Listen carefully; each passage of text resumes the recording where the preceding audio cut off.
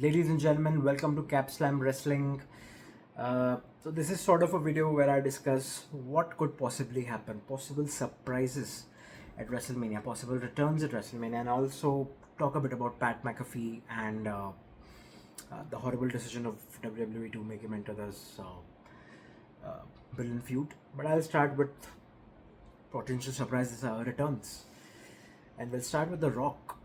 Uh, Somehow, he has been directly and indirectly mentioned in both the main event feuds of WrestleMania, be it CM Punk and Roman Reigns, where CM Punk clearly called him, Roman's bloated cousin. Fantastic line, right? Fantastic pipe bomb promo and fantastic line.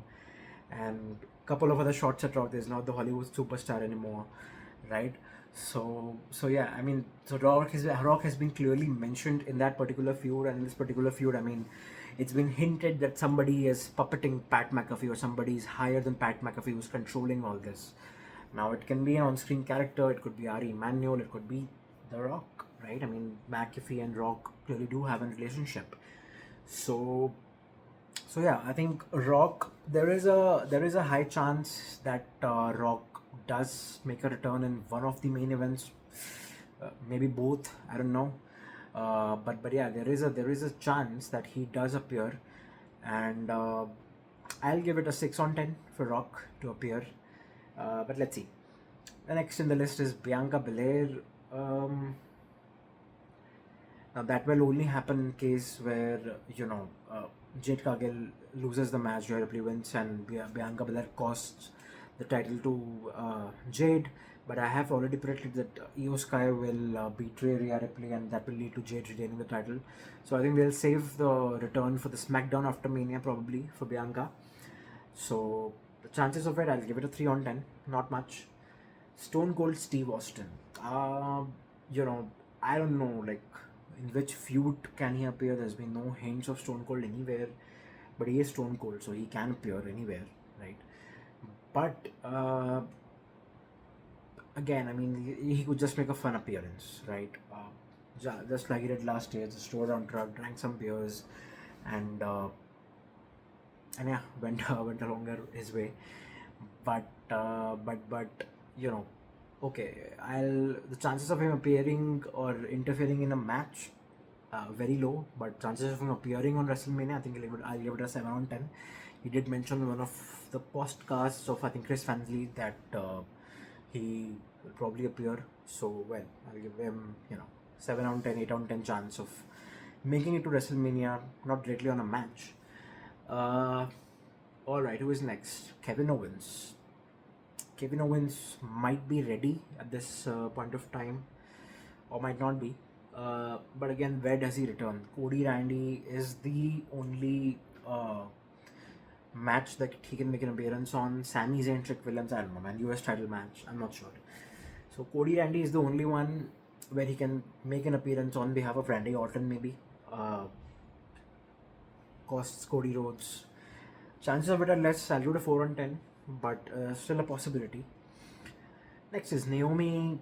No, man. I think she just delivered a baby. Can't return after 20 days. So chance will be 0.5 out of 10, but you never know. I mean, strong women. Uh, who else? Braun Breaker. Yeah, I think now this is clearly, I mean, as I said in my previous video, this is clearly he either appears on WrestleMania or he appears in Raw after WrestleMania. He's not appearing beyond that. So I think the chances of him appearing at WrestleMania, I will give it 6 on 10. I think yeah, there's a decent chance he appears and costs Rollins the match. Otherwise, how does Rollins lose, right? So yeah. I mean, I'll give it 6 on 10 for Braun Breaker. And yeah, that's it. Please like, share, and subscribe. And I will do a watch along for both nights of WrestleMania, so do tune in. Really appreciate that.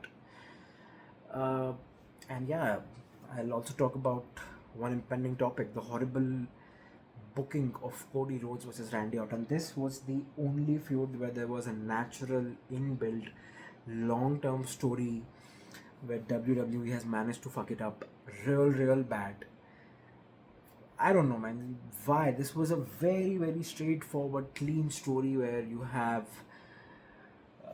mentor, a student, a disciple, dissension, title in between. They had lots of matter, but they had to make an addition of Pat McAfee and now Jelly Roll into this. What sense does it make? Man, this is just being absolutely horrible. Uh, and I think, I don't know, even if The Rock appears or anyone appears during this match, I don't know, like, if they will be able to salvage this match, the story. I mean, this is gone. Addition of Pat McAfee and Jelly Roll, this can't be undone. So, I don't know, you can't really do much about it now. I mean, that is done. You have to make something out of it. And very disappointing. I think TKO chose a few extra 1,000 tickets over a very good WrestleMania. Now, what will happen? What could have happened is WWE would have had a fantastic WrestleMania. Yes, few tickets short, but they would have carried this momentum throughout the year into the next WrestleMania, right? Because that is clearly how you will increase the business. Now, if you have a mediocre WrestleMania and it's clearly creative's fault or TKO's fault, right? You don't really take much momentum into the post WrestleMania swing into the summer, right? You don't really take much momentum there. So, what do you do? Right? So I think pathetic decision from whoever passed it, Ari Emanuel or Triple H. I don't know, but it was a pathetic decision. And well, I hope at least we get a good match in the ring. But it could have been so much better. They probably will do it down the line. The trilogy, maybe at SummerSlam, they'll do a proper storytelling without McAfee and Roll. But yeah, they have managed to spoil it. And well. Well, please like, share, and subscribe. Do join me for watch along of WrestleMania both nights. And please comment and do let me know your opinions, man. Thank you.